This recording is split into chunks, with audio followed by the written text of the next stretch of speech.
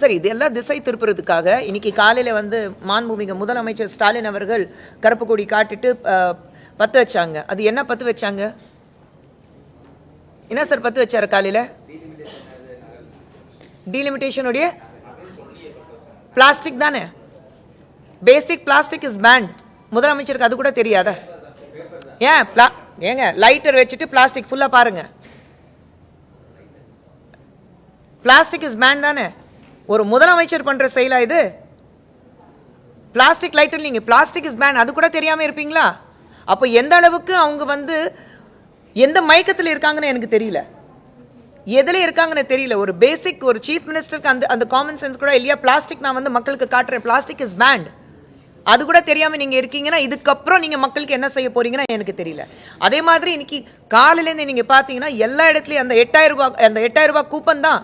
ஏன் 1000 விளக்குல இன்னைக்கு சென்னையில் 1000 விளக்குல 8000 ரூபாய் கூப்பன் வந்து போலி கூப்பன்ஸ் கலெக்ட் பண்ணியிருக்காங்க. எல்லா இடத்துலையும் இது நடக்குது.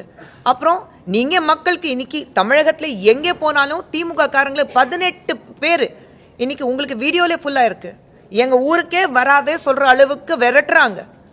அப்போ மக்கள் எந்த அளவுக்கு அதிருப்தியில இருக்காங்கன்னு உங்களுக்கு எல்லாருக்கும் தெரியும்.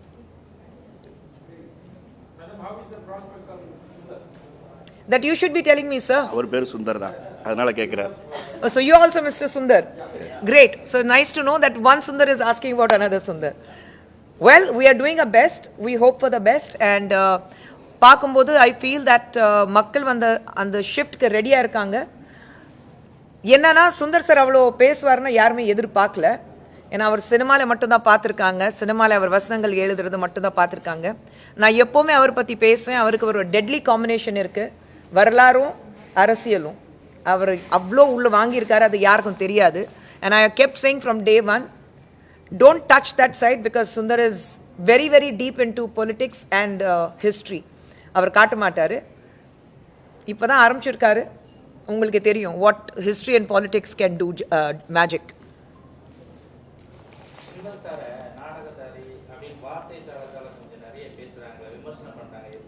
யார் விமர்சனம் பண்றாங்க?